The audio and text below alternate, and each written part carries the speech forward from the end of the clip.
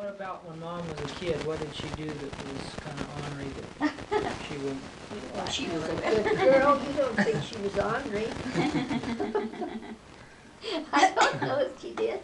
I'm sure they did all kinds of things, and when they walked to Fairbury and things like that, that I kind of remember about. And then they were so thirsty, and they walked to Fairbury from out there at Kilconisville. And then they got so thirsty. On the way back, they stopped at a house, and the water was salty, so they couldn't even get a drink. Up by Gladstone, water was. The water out of the well? Out of the well. They had, water wasn't any good, some of that water up there. Then they come home, they were really dry. Yeah. That's, I don't know, I can't remember things that my own kids did. I remember one time I got kind of dry too, my milk that I took on the... Yeah, I remember about that milk. It says, Grandma, your milk there's something wrong with your milk. And I looked at it and it was little bits of butter on there. And the milk that was raw milk, whole milk, you know. And that by riding, he just shipped that milk all the time, that got butter. For a horse ride, and went about 10 miles and went to get my lunch out of the saddlebags, and there was all kinds of little lumps in it. Yeah, and it was butter. I just had a laugh. He says, Grandma, something wrong with your milk.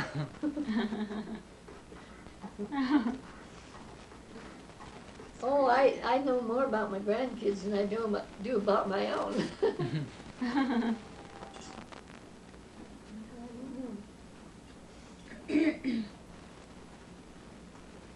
And my great-grandkids even. I can remember a lot of things Sarah did. Yeah. Or says. Well, what did Aunt Dee Dee do to get into trouble when she was younger? Did she fall in the wash tank or something one time? She fell in the water. She's about 13 months old. And I was sweeping the front porch, and she was running around, and she, I had set this can of water, soap water. We didn't have carpet on the floor. We just had these wood floors, you know, and I saved that wash water that I had soap in, and it was nice. We used to boil the clothes, so that was nice and clean. And I put it in a can and was going to scrub the floor with it. And she walked around from the front porch where I was sweeping the porch, and she walked around to the back door, and that's where I had that can of water setting that I was going to scrub the kitchen floor with. And she had a little spice can, a little cinnamon can, and she was going to dip water out of that, but the water was quite a ways down in the can, and she fell in head first. You know, she was going to try to dip water out of there, and the can didn't fall over. She just hung upside down in there, and I couldn't find her. I looked for her. When I got through sweeping the floor, I walked around, and I couldn't find her. And we lived out on that ranch south of Dakin, and there was some cattle. They didn't belong to us. They belonged to somebody that owned the ranch, and they were kind of wild cattle. And then they were out there in the lot. And I was so afraid she had gotten down there and those cattle would kill her. And I run down there to the barn, and I couldn't find her, and I kept yelling, and she didn't answer or come, and I didn't know where she was. And so I went back up to the house, and we had a dog that always stayed with her. I forgot what his name was now, Toby or something like that. And I said, where is she? And he walked over to that can of water, and there her little feet were sticking out of that can. It was like like a cherry can, you know, that big. And I took her out of there, and she was all blue, you know, she strangled.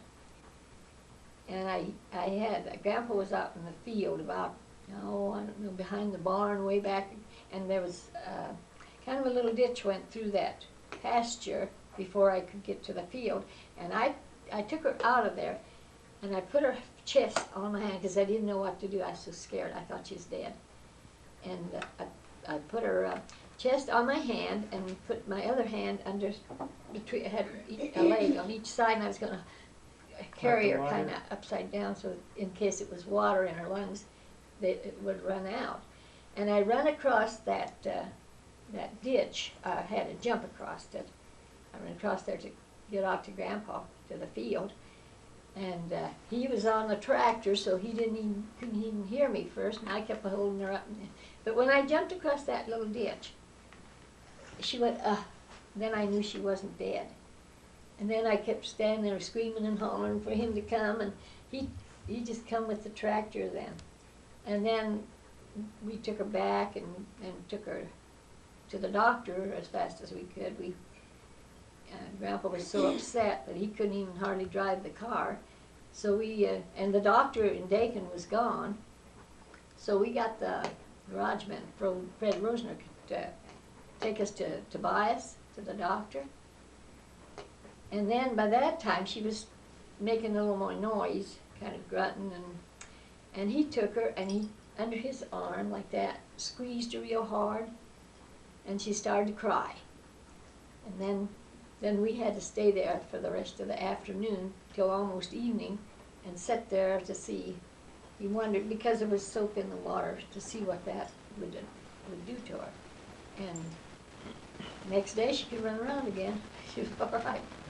But that was a close call for her. And it scares me today. Think of it. That was one thing that I'll never forget about Dolores. I still have the write-up on the paper. I seen it the other day.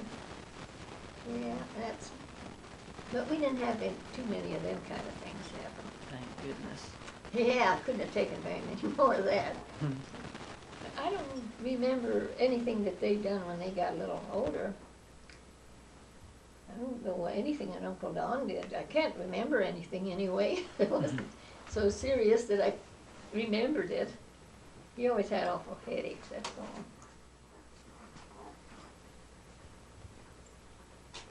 Let's see, then when you first moved out there south of town and he was working on the railroad, didn't he get stuck in the snow and come walking in singing a song or something? Oh, that was when we lived on the old bar place. And Grandpa had that heart attack in October, or no, yeah, when you were born, you know, the time he had that heart attack. And he had a job in working at Hastings in that ammunition plant there. And then they had to walk home from, they couldn't get there with a car or anything. It was all blocked in snow, blizzards.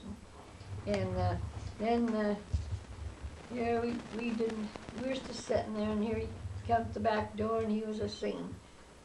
What was that song? I'd walk a mile just to smile for my mommy and daddy. Remember that old song? Yeah. And that's what he sang when he come in.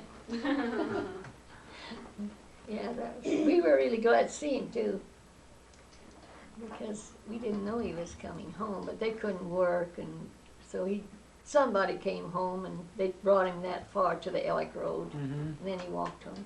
How far was that? From the Ellick Road, about a half mile. Oh. I can't remember. He might have had some other experiences like that but that one I don't think I just about forgot about that too. If you hadn't mentioned about him walking in. Yeah, that was quite an experience. I had to walk home too from the neighbors because I went to town with them the day before. And then we got stuck over to Andy Hansi's. Couldn't get any further. Now, how far did he live away? He lived, well, just across the section, a mile. I had to stay all night. And Grandpa was sitting there by himself, and he didn't know, well, no, I'll take that back. Chet Stiggy went home, got his horse, and he rode over to tell Grandpa where I was. He took a chance too. That was an awful night. Blizzarding it? Blizzard. Oh yeah. Yeah, that was quite an experience. Oh, everything's well, it turns out right. That turns out well. Yeah. We went through a lot of things. But I don't even remember unless somebody says something about it, well then I think about it. Yeah, right.